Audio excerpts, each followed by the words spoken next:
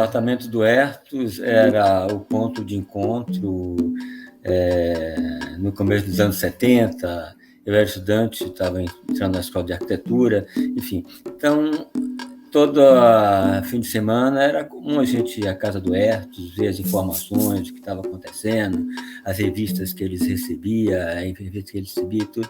Então, ali a gente tinha todo esse contato, entendeu? Só com a poesia concreta. Depois veio o Poema Processo, que ele também recebia. Inclusive, o Hertos chegou a participar da exposição do Poema Processo aqui em Salvador, né, de 68.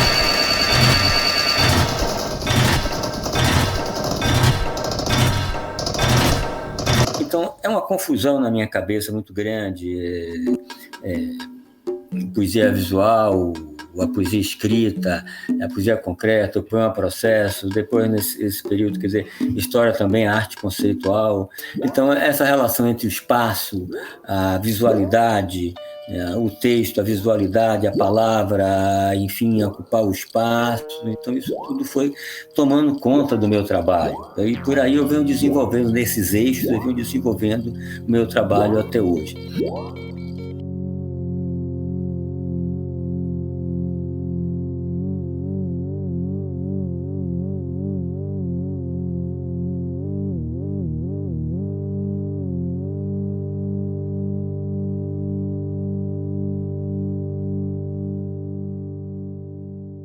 A isso já se deve àquele risco, aquele traço do horizonte, aquela coisa do horizonte, aquela coisa do silêncio, como aquela coisa vai se movimentando, à medida que vai mudando de página, vai aparecendo, até que aparece a palavra manuscrita, linguagem, entendeu?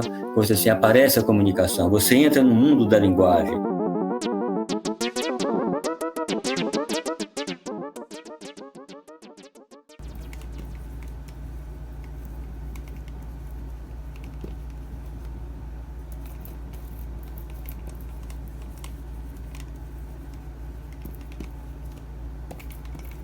Pedro Xisto é talvez o poeta mais velho da turma da poesia concreta, né, e que vai trabalhar junto com os poetas do grupo Noigandres e o grupo Invenção.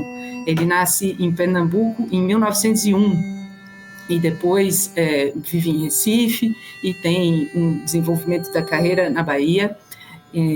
É uma personalidade muito interessante porque ele se interessava muito pela cultura oriental e é um dos desenvolvedores do haikai no Brasil, numa tradição inaugurada pelo Guilherme de Almeida, de uma certa forma. Então, publica ali em 49, ainda antes, né, da estabilização do movimento da poesia concreta, os seus primeiros haikais em português brasileiros.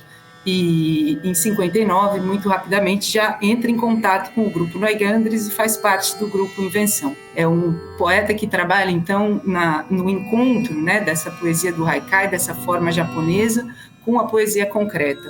E nessa lógica, né, desenvolve também um trabalho teórico, o de pensador do poema, né, tem publicado, inclusive, esse livrinho, né, Poesia em Situação, em que ele vai se manifestar, né, e propor uma teoria da poesia concreta, que ele vai desenvolvendo e logo ele passa a criar uma forma própria, que ele vai chamar logogramas.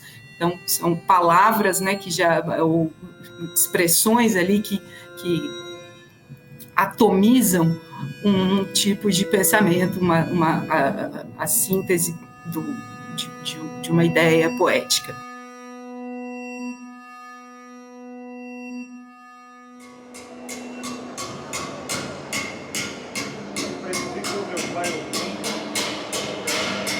E com seu amigo Exu,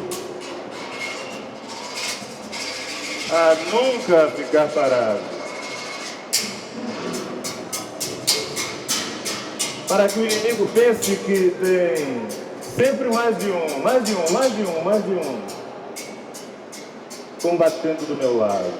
No meio do Redemoinho é uma performance em que eu cruzo o louvor a Exu e a Ogum, que é o meu pai, e que são os senhores da linguagem, né? Exu é o dono da fala, Ogum é o orixá da tecnologia, ele é o ferreiro, né? Então ele é o orixá da tecnologia.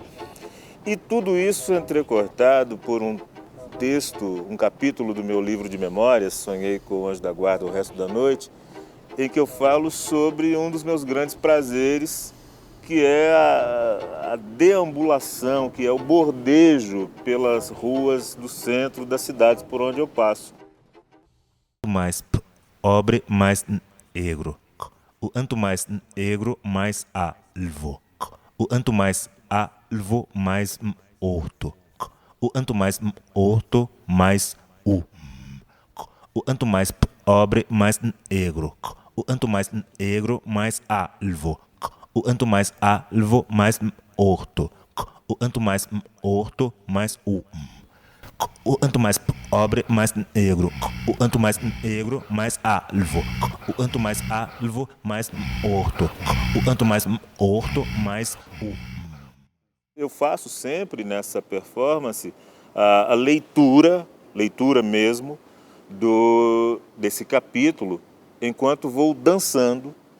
Quer dizer, poderia ser, como eu já fiz muitas vezes, chamado de conferência dançada. O que me interessa ali é uma voz natural, alterada pelos movimentos do corpo e entrecortada essa leitura por esses pequenos cantopoemas de louvor a Exu e Ogum. Dentro do que chamo de meu corpo, passam várias ruas entrecortadas por outras incontáveis ruas que se movem todo o tempo em busca de outras possíveis e até impossíveis ruas que porventura rasgam dentro do meu corpo como se fossem rios, ribeirões, córregos e não ruas, nem avenidas, nem travessas, nem praças. O que me parece mais rico na poesia concreta e nas vanguardas circunvizinhas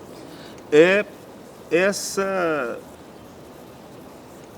mais que possibilidade, essa necessidade de eliminar as distâncias entre quem cria e quem frui. Foi a primeira vez que eu pensei que poeta não é só quem cria um poema, que o leitor, a leitora do poema concreto é coautor.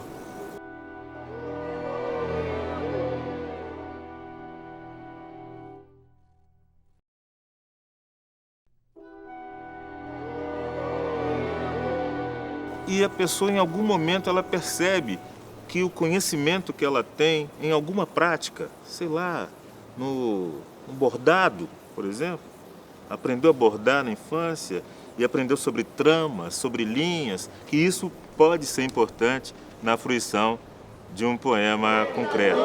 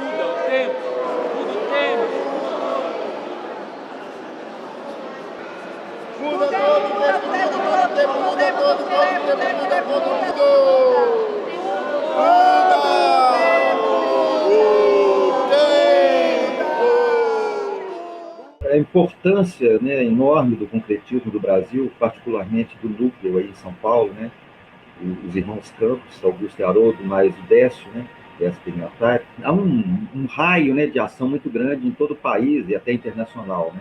No âmbito nacional, houve um braço, né, um ponto de diálogo aqui com Minas, né, no caso com Afonso Ávila e Laís Corrêa de Araújo, ambos poetas, ensaístas, né, no caso do Afonso particularmente, também um estudioso do barroco, né. E em cada conto te conto, e em cada enquanto me encanto, e em cada arco te aparco, e em cada porta me perco, e O grupo de Minas que se reunia em torno da revista Tendência tinha alguns pontos de vista. Ele era formado não só por poetas, mas também por ficcionistas, por ensaístas, críticos literários, né? Esse número que eu julgo mais importante é o 4. E é nesse número que se estabelece um diálogo do grupo Tendência com o concretismo. A, B, C, D, I, F, G, H, I, J, N, M, O, P, Q, S, T, U, V, X, Y, Z. Mas o Afonso, para falar aqui no Grupo Negro, teve uma postura muito ousada, muito firme, né? E se lançou uma aventura que foi marcante no ano exato de 1963, que foi a Semana Nacional de Poesia de Vanguarda. Esse cartaz foi feito pelo Décio Pignatari. Essa semana que se deu de 14 a 20 de agosto de 63, com exposições, oralizações, conferências e debates, né? Isso foi muito rico na época, né? Foi uma semana intensíssima, assim. E também fizemos em Belo Horizonte, na comemoração dos 30 anos da Semana de Vanguarda lá em Belo Horizonte, e a gente fez o Ouvir, né, que o título é dado pelo Décio, uma expressão do Décio, né, ouvir e ver, ouvir. E aí era uma performance de poesia em que cada um fazia um número. Então foi muito divertido. Eu lembro do Décio pedindo um chiclete para ele. Ele queria dizer um poema mascando chiclete. E aquilo dava um efeito muito legal, assim.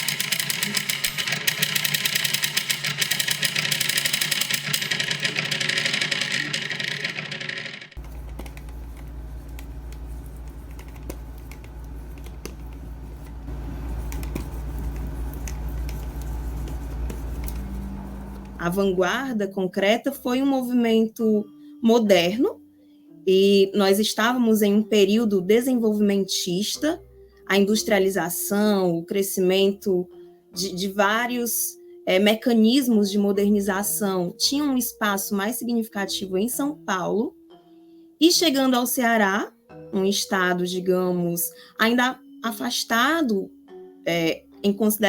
comparando ao Sudeste, desse crescimento industrial avassalador, digamos assim, que vinha acontecendo no Sudeste, mesmo assim, o movimento encontrou espaço aqui. No Ceará, acho que se deveu muito à produção da poesia concreta a partir de uma figura de um cara chamado José Alcides Pinto, que ele morava no Rio de Janeiro, mas era cearense, e entrando em contato, então, com a produção, com as exposições que estavam acontecendo no eixo Rio-São Paulo, ele se sentiu meio que imbuído, né, dessa tentativa de trazer o movimento também para o Ceará. E aqui ele encontra um outro poeta de uma geração um pouquinho anterior, que é o Antônio Girão Barroso, que vai dar esse apoio de, nem tanto com poemas, mas como instigação. Ele é um agitador cultural, né? Muitas vezes se lê ele aqui uma espécie de Oswald de Andrade cearense, e aí nesse encontro de José Alcides Pinto e Antônio Girão Barroso é que nasce o movimento de poesia concreta aqui no Ceará, né? E aí eles vão criar um grupo em torno deles, inicialmente, principalmente de artistas plásticos, e ao qual depois vai se somar alguns poetas, e vão fazer já em 57, né? Então, menos de um ano depois da primeira exposição em São Paulo, uma exposição de arte concreta aqui no Ceará. E em 2 anos depois, em 59, eles vão fazer uma segunda exposição já com outros poetas, né? Horácio Dídimo, com Pedro Henrique Saravia Leão, e ao qual ainda vai se somar alguns outros poetas, né? Então, a gente vê que desde um primeiro momento, né, a poesia concreta, ela, em alguma medida, floresceu por aqui, né? Teve um desenvolvimento a partir desse nome central, José Alcides Pinto, ao lado do Antônio Girão Barroso, e outros nomes que vão surgindo e criando suas produções nessa linha também. Então, nós conseguimos notar que, realmente, o campo artístico cearense adotou o movimento, né? Embora também não tenha sido fácil, embora aqui surgiram os opositores locais também, mas o movimento foi repercutindo, foi ganhando adeptos, e os poetas, né, em especial os poetas, que é o que eu pesquiso mais de perto, eles começaram a experimentar a forma concreta.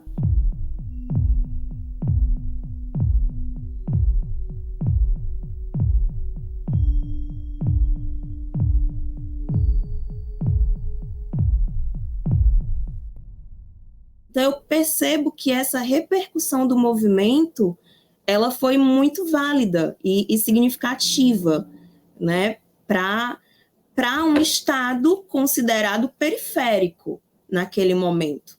Então, o Ceará pode se considerar como o terceiro estado que abraçou o movimento concretista. O que caracteriza muito a produção daqui é que eles principalmente a produção que vai sendo feita depois desse momento inicial, é que eles não tinham, ou pelo menos não tiveram, ao longo dos anos subsequentes, um programa de fato concreto ou um empenho concretista, né? Assim, um programa de realização coletivo como Augusto de Campos, Haroldo de Campos, da Espiantarem tinham, mesmo depois de terem diversificado sua produção. O que eu quero dizer que aqui eles estavam na província, né? Aqui eles estavam num lugar de menos visibilidade, de menos cobrança, de menos ataque, então eles tinham uma possibilidade, talvez, de não se comprometer tanto, e aí você tem produções, digamos, mais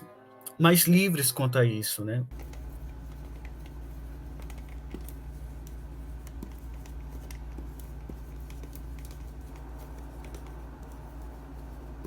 No Mato Grosso do Sul, tem o Sérgio Medeiros, que trabalha muito com a caligrafia e mesmo com o pincel, né, com aquarelas e pinturas e grafismos, e sempre numa perspectiva ameríndia, recuperando e se inspirando de uma certa forma, traduzindo uma tradição indígena para esse trabalho visual que ele propõe. E esses glifos que estão aqui, eles remontam ao meu contato com um índio chavante, um calígrafo chavante chamado Jerônimo de Saué.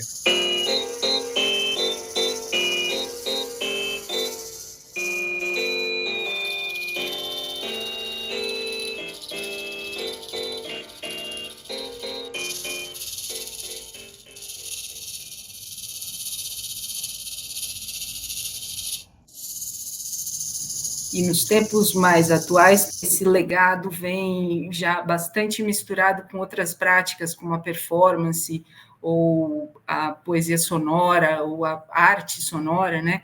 Como a gente pode ver no trabalho de um poeta que está atuando hoje no Rio Grande do Sul, que é o Marcelo Saé, que trabalha também a caligrafia e o pincel, mas performando o ato da escrita. Quando eu fiz meus 13, 14 anos de idade, eu comecei a grafitar nas ruas, eu grafitava em Brasília, eu gostava de pintar, então eu comecei efetivamente pintando e colocando poemas meus junto com as pinturas e tal, até que um dia eu descobri os irmãos Campos, né? O pai deu uma concretista, ele teve fundamental importância nessa minha introdução, né? nessa minha introdução no universo caligráfico, por assim dizer. Essas referências elas foram se tornando cada vez mais presentes, e aí eu cheguei a Edgar Braga, né? Me interessei bastante, até porque a linguagem pictórica dele tinha muito a ver com a linguagem, de certa forma, anárquica.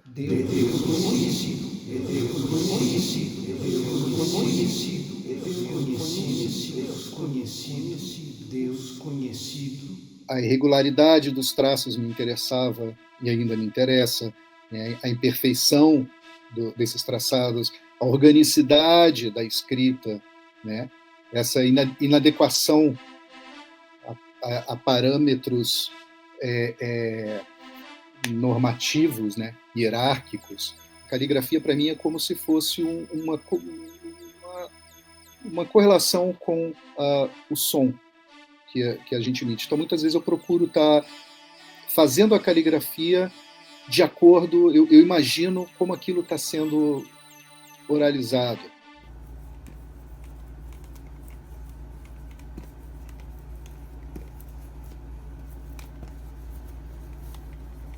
A tecnologia está pretensiosamente nos dando respostas demais, né? E eu acho que uma das funções do poeta, principalmente no Brasil hoje, é suscitar novos questionamentos. A sensação, às vezes, que eu tenho é que não existe mais mundo suficiente para todo mundo. Então, acho que uma das funções do poeta hoje é gerar novas realidades, novos mundos, novos universos, para a gente poder ter como respirar, oxigenar o cérebro e fazer alguma coisa de útil, né?